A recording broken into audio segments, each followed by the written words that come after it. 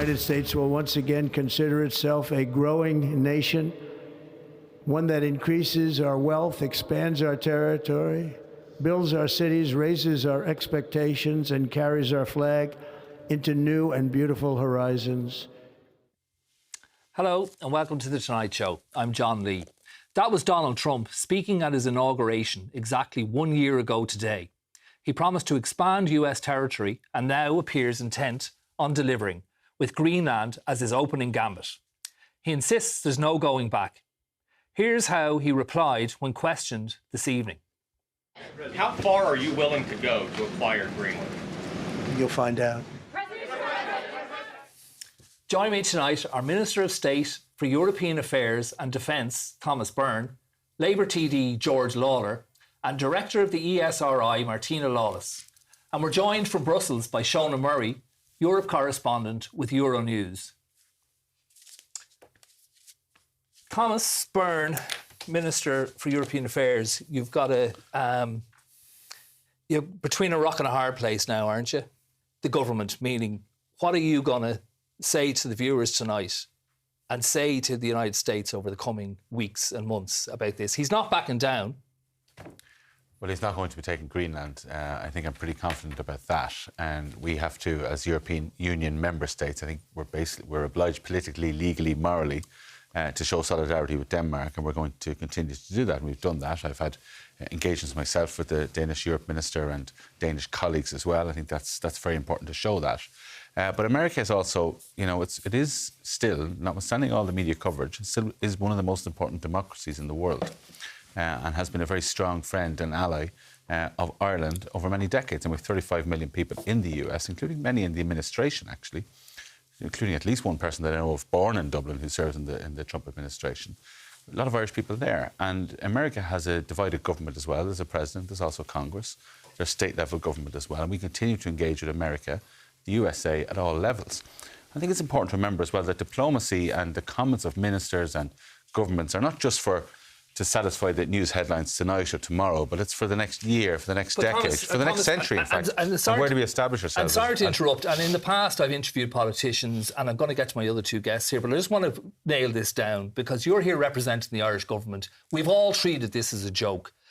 This stuff about America being a friend, they're not a friend anymore of the European Union. We are part of a bloc. We've signed treaties. We've entered into a union that has done untold good for this country.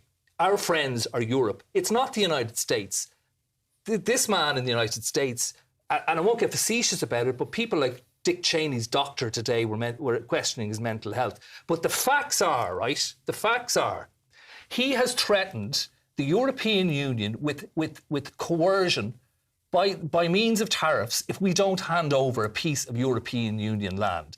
So Ireland today, and now with due respect to you, I hope you'll get stronger on it, Micheál Martin, I had the quotes, but they're a million miles off what the rest of the European leaders said today. A million miles off. And it's, we hopefully will de-escalate. So tell us now how I outlined what he's done. I outlined what he's going to do, and how are you going to do, in the words of Helen McEntee today and Micheál Martin, de-escalate? Well, I disagree with you on that. I mean, I started off my statement, my contribution here, by talking about solidarity with Denmark. That's our starting. But you also started talking about the United States. Yeah, but that's our starting point. That's gone. There's a political situation there, which is, I agree, is very, very serious. There's no question about that. But it is not the only engagement that we have with the USA. Ireland has signed up to every single EU statement. So in that sense, we're in the exact same space as Emmanuel Macron, as the Danish Prime Minister. I'm in complete agreement with the Danish government in relation to this. I said that we have obligations, legal, political and moral, in relation to supporting Denmark. We saw that solidarity, and you're right. The European Union has given us enormous opportunities in this country. I think you can say is, with our education advancements, with, from Sean Lemass's time down, looking out towards the world, it has been really the source of economic growth. But the European Union has also been a huge opportunity for American companies who've sold into the European market, whether it's goods or services. Yes, and many of them operate through Ireland. So the next action. But it's not a one-way street. But the next action has to be this guy, this president has threatened punitive tariffs. Now, will Ireland support? And there's a particular reason we mightn't. When the European Union comes back and says, I tell you what, that's the end of it. We're imposing tariffs in the United States, and see where your markets are after that, United States. Are they China? Are they Russia? No, they're not. And if they do that, are we then going to go over to the United States, and there'll be probably 18 to 20 ministers go to the United States, with an unprecedented number went last year, and the Taoiseach, and are we then going to go in and say what needs to be said to this guy, rather than being obsequious, which hasn't worked? Well, it's not the case if we've been obsequious. I mean, I was in the Oval Office last year, and I have to say, and I didn't criticise him for doing it, but Micheál Martin went in with the attitude that some opponents of Mike Tyson used to be given, whatever you do, don't make him angry. I wouldn't agree with that at all. I mean, look, the White House visit is very, very important, but it's not the only part of even the Taoiseach's agenda there. As you know, there's a huge amount around it as well, with the entire government system, which is not just about the executive or even just about the president. But last year, when the tariffs, this Liberation Day was announced, the European Union did prepare retaliatory measures, which we supported. We worked with the European Commission, because you can't take it lying down. You have to have retaliatory measures. Some of them wouldn't suit us, if we're totally honest about it, but we supported them. But the thing was de-escalated back then. And we wanted it de-escalated. We didn't have to use them. Now, they're still in the drawer, by the way, and there may be other proposals from the Commission. And there's no doubt of such measures that President Trump is talking about are imposed in certain countries. I don't think they'd work for a start. But if they were proposed, there's no doubt that the European Union would have retaliation. There's no doubt about that, and that we would support it. George Lawlor, are we being obsequious? Should we just give him this? Like, I mean, there isn't much you can do with Greenland. Should we just give him this and roll over once again? Well, it's clear we're back here again with Donald Trump, and just in relation to the St. Patrick's Day visit that wasn't on St. Patrick's Day last year, because Conor McGregor was the guest of Donald Trump. It was a slap in the face to Micheál Martin in many ways. It's clear that appeasement hasn't and doesn't work. Last month it was Venezuela. This month it's Greenland. It'll be somewhere else on some other issue. Trump has no integrity. He has no word. If he makes a deal, he doesn't stick with it, like most world leaders would do in terms of negotiations, particularly in the area of trade. I think Europe simply has no option but to take the gloves off on this occasion. Just as Trump likes to threaten and bully, I think that is the only option. If we can do that with diplomacy as well, but we must act as part of the EU and hit back. We can do that with, and don't forget, this can involve threats as well, just as Trump is threatening. We have the counter tariffs suggestion on the table, but we also have the anti-coercion instrument. The bazooka, a very Trump-like description, trade bazooka. The national debt of the USA is something like 38 trillion euro, and Europe is the biggest owner of a lot of that debt in the context of lending to the US. And I think, and if we recall back and remember back, it was only when the bond markets were hit that America started to backpedal the last time. And Thomas will be well aware of the impact of bond markets. We had it here. That's why I'm talking about not totally escalating this thing. Well, because at the end of the day, it has an impact on your constituents and my constituents. It's all right throwing around words like the bond market, like the anti-coercion instrument. Yeah. But think of our... Are you saying that the uncertainty that this man creates week in, week out on the world trade market is not having an impact on... he has to be stopped in his tracks. And the only thing he understands... Nothing has worked with this guy. What I want to work is Irish workers. That's who I want working, OK? So I'm not going to... So I don't think the right approach is to come on the TV and within the first paragraph or the first couple of sentences of your contribution start throwing around the bond market or the anti-coercion instrument. That's the only thing he But the bond market, I'm sorry, I understand the bond market because I was in the Dáil when the bond market affected us. And it wasn't a pretty picture. It wasn't. That's the point I'm making. Sorry, it wasn't a pretty picture for the average man, woman and child on the street. It was an awful picture, actually. And so I don't think we should be throwing that thing around. We shouldn't be throwing around the bond market as if it's some kind of a... This is something that would impact on ordinary people in Ireland as well as in the US. But he's impacting every day of the week. George, I'm just going to go, Martina, I'll come to you in a moment. I'm just going to go to Shona Murray in Brussels, who's going to tell us, I was going to ask you what happened this week, but probably enough, it would suffice for you to tell us what happened today or even the last 10 minutes. But what's going on there now, Shona? Well, most EU leaders are actually in Davos now. They're hoping to meet up with Trump tomorrow and Thursday. And the idea is that there will be sort of a heavy-handed level of negotiation, diplomacy amongst all 27 member states, because they're all there, including Ursula von der Leyen, President of the European Commission. Although we haven't had a confirmation yet as to any official meeting between von der Leyen and President Trump. And obviously they're the two key people who have to meet, President of the Commission and the President of the United States, because it obviously directly relates to tariffs, which is a trade measure. But if you look at the language of the leaders that we've heard so far speaking at Davos, including Belgian Prime Minister Bart de Wever, the President of Lithuania, they're all talking in terms of, well, in particular Bart de Wever, that appeasement hasn't working. We also heard from Mark Carney, the Prime Minister of Canada, saying really that it's the end of the global world order that I suppose supported the world for the last 80 years or so. He's saying we need to move on. Bart de Wever is also saying, what kind of person is Trump going to be? But again, agreed that the old world order is finished. The President of Lithuania made the point that the EU is trying to enlarge at the moment with Ukraine, but doing it in a dignified, civilized way, where Donald Trump is trying to enlarge his territory by coercion or even force. So there's a real agreement that what has worked out in the past, and we heard there, Thomas Byrne mentioning the point that diplomacy worked in July when there was an agreement on tariffs, the 15%, that really isn't going to work for the next 3 years, that the EU needs to defend itself against this threat. And then if Thomas has rightly done what his government colleagues have done, and you've spoken with some of those statements, I have a few of them here jotted down from Emmanuel Macron today, for instance, but we prefer to do respect to bullies and we prefer the rule of law to brutality. Is Ireland somewhat of an outlier? And I think they're honest about it. Thomas has pointed out the big problem here is 250,000 jobs are American. We'd thank the Americans for them. They're American companies. Are we an outlier, or are we just waiting to see what happens as a smaller player? We're not an outlier. I think, as Minister Byrne mentioned there, Ireland has signed up to all the statements. The statement from Helen McEntee is perfectly clear where Ireland stands, which is with protecting territorial integrity, solidarity with EU member states like Denmark, and also, by extension, Greenland, although Greenland's not in the European Union, but it is covered by the mutual assistance clause within the European treaties. So I think that the pronouncements about the old or the global world order being over is just reality biting. That doesn't mean, though, that those countries want to stop trade with the United States. I mean, it's still worth a lot of money, around 43% of global GDP.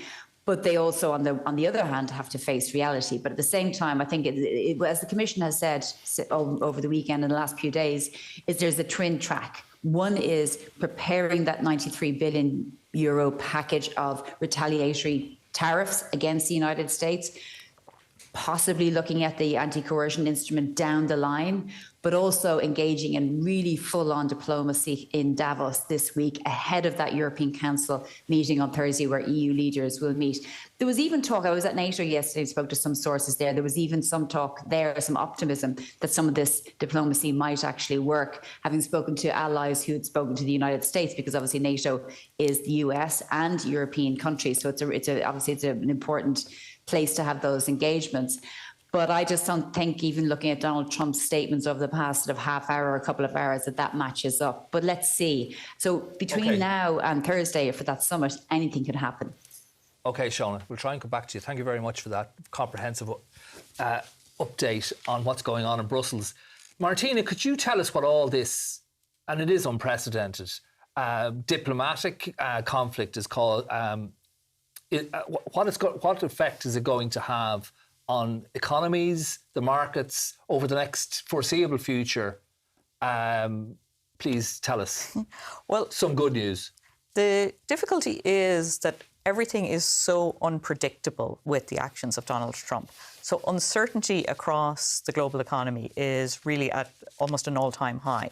Now, the problem with that is that uncertainty affects decisions of businesses and households. They hold back on investment, they hold back on consumption. So you can have this kind of uncertainty and these sort of threats about trade wars have a real economic impact, even if the actual thing, the tariffs, don't materialise because it affects people's behaviour in anticipation. So I think we're already seeing firms being a little bit cautious about big investment decisions.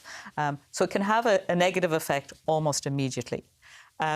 If the tariffs begin to escalate, then you're talking about a real lose-lose situation. And I think that's important to emphasise, is that this all is a hit on the US economy as much as on the European economies. But there's some figure which I didn't quite understand, that 96% of the tariffs are actually being absorbed by the US consumer. Well, a lot of the tariffs are being basically passed on to consumers. Other are being absorbed along the supply chain. So maybe the hit on US inflation wasn't quite as high as people had anticipated last April. Now, a lot of the tariffs, of course, weren't as high as they were initially planned. The tariffs on Europe were supposed to be 40%. They ended up with the deal at 15%, 10%. So there was a lot of kind of talking down of the threats from the initial sort of Liberation Day.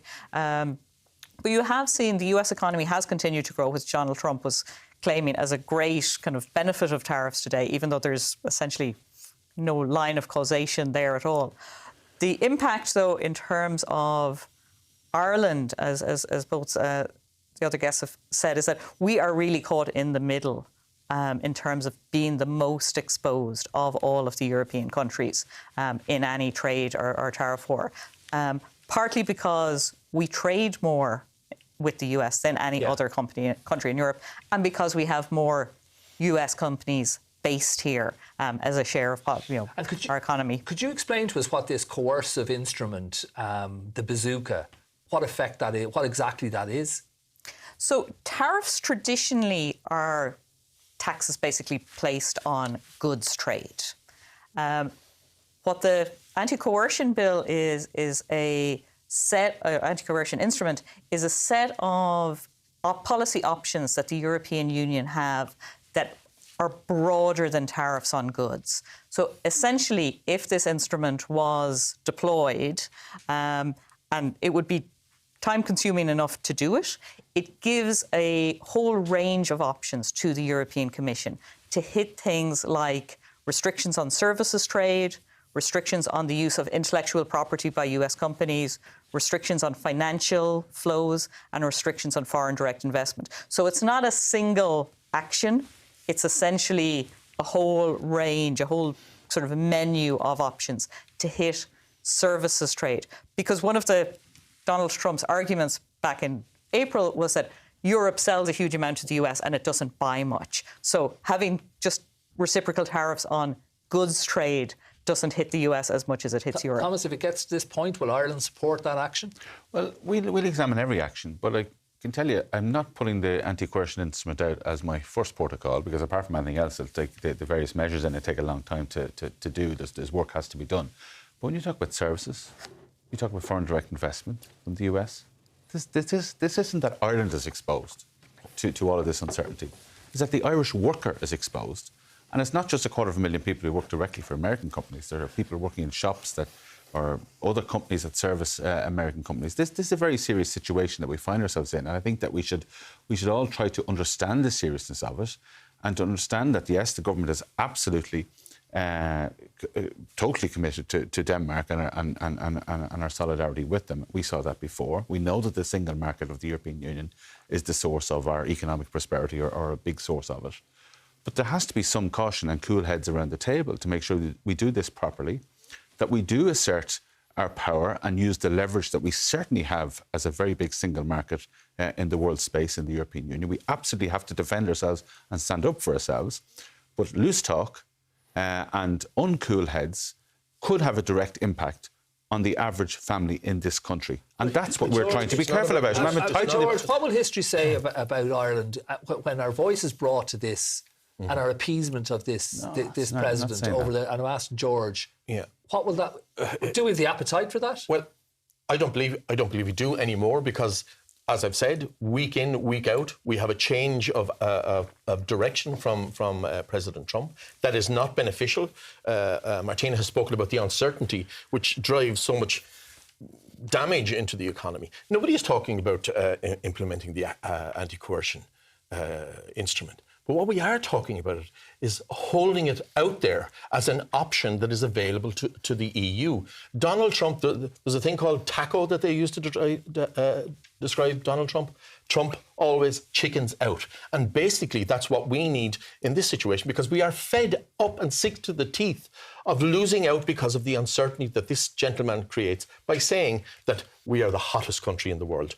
Europe and the EU are one of the biggest trading blocs in the world, and we haven't exerted that power, and that's exactly what we need to do. I'm not saying that we walk out and we wave this sword and pull it down over the American economy, but what I am saying is we need to have that in our armoury and make sure that Trump knows that.